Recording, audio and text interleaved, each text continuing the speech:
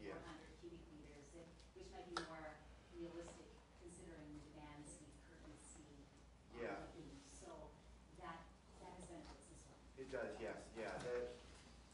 And where I was going with that is, I mean, you can expand things. Like if you've got one that's say 2,400 today, and you want to go up to 4,700. That's, you know, a 2,300 leap. It's always easier if modules are the same size. It's easier to operate. They're easier to control. So with the smaller one, that lets you get, you know, a nice module size, and you don't have to go from 2,400 right to the 4,800. You could go sort of, you know, 2,400 to, use my math here, but 3,600 or something. Like you could go in smaller increments and then kind of phase your expansions as development pressures require any like development charges or impulse fees. Will the flow equalization with the lagoon there not eliminate some of that jump by being able to utilize it more and treat it through its pasture and take away that the need for that smaller jump? It will help, yeah, for sure. And it gives you and the other thing you can do too is optimize, which, like all these designs are based usually when you start out on Ministry of the Environment guidelines. They're a little bit conservative, but once you get the plant running, you know, you can prove what the real design capacity is. Sometimes when you run into a plant, you got various components, you'll find that 2 or 3 of the components that you have much higher capacity than the design, and then you can actually run through it. So having an incremental design might only mean changing or upgrading 1 or 2 of the components within the plant to get an extra 10 or 20% capacity. So that's what you mean by sort of tweaking it once the thing's built.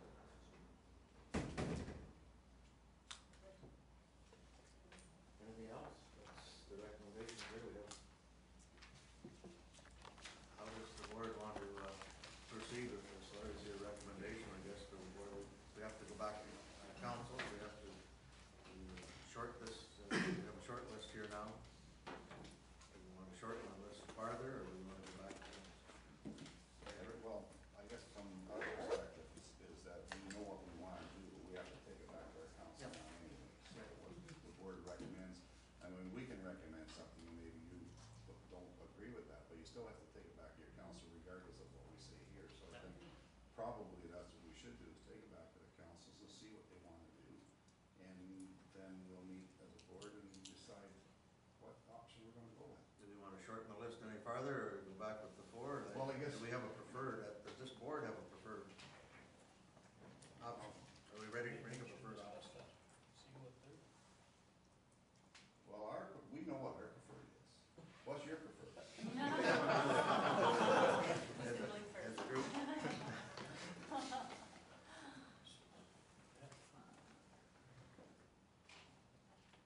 I guess if we want to talk about it, my preferred is not to spend another $600,000 on engineering. We've got something there that we can reduce the cost. There's an alternative there that takes some of the added cost out of it. The flow equalization, I think, is a good benefit into the system. So I guess that my preferred is to have Orville with more flow equalization and the value of engineering. But the rest of our committee, I guess we haven't had a discussion on this as our board, and as you say, it all does go back to council. I guess to elaborate on what you just said, even though you don't want to spend the $600,000 on more engineering, you're spending $100,000 on a plant that's going to cost you $2 more million. So in all essence, you're not saving anything by going with $600,000 engineering on the other option. Are we not getting more capacity? Well, I think we both need capacity. Yeah. Yeah, and just There's also a time frame difference there as well. yes, there is. Well, Yeah. will that time frame difference still meet our deadline? Yeah, you still, if we went the number 3, which is the one with the, likely the most intensive engineering, that's still, we can still meet the 2016 March deadline. Because it's about a year for design, and then about, say, 2 years for construction, so 3 years total. So you got to be done by March, so March 2013 is sort of, you start then, you got 3, that's the 3 years. So you've got, you can meet the funding deadline with any of those options. So all of the options will meet the deadline. Yeah. Now, just going back to what, as your comments, you are with the half, you are getting the 30 or 4,000 cubic meters a day versus 2,400, 2,500.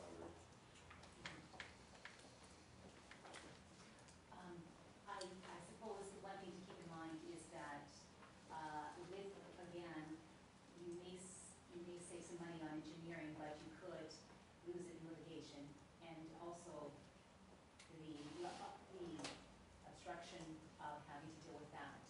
And that was a key issue. But I think, I totally agree, it has to be one of the full legalization and value engineering options, regardless of what we select. And I noticed when you spoke about what we're currently using, I understood we're actually using less than 1,000. We're using over 800 cubic meters, according to the most recent report that I saw. So if we're using 800, even though we have some that's committed, there's 470 cubic meters of that is for the pinery, and their average daily flow is only less than 50. So we're not in a heavy demand to get 3,933, 2,473. From what I understand of what the demands are and the need for development would be more than adequate for our needs. So that's my perspective on that.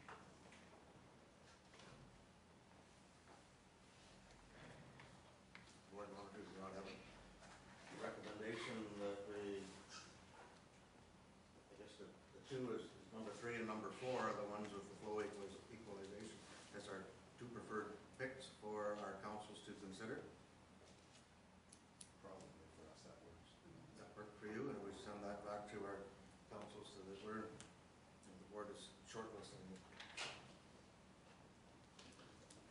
I think the board should be shortlisted. What's the point of going back to each council with 8 different? I can't see that happening because each one's gonna come back with 4, and then we're still gonna have to shortlist it. So we're sitting here today, we may as well do it today. I'll make a motion to send the options to our respective councils. Consideration. Second? Yep. Any questions on that? In favor of that? That's carried.